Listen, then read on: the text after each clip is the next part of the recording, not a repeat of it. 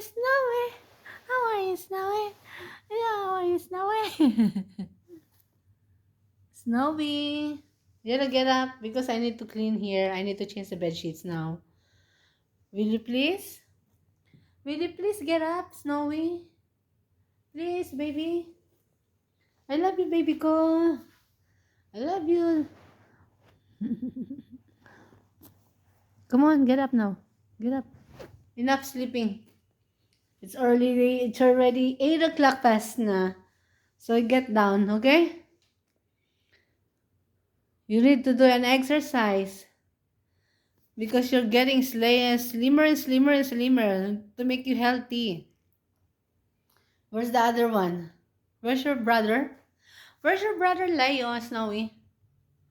You don't care, Leo, no? Say hi.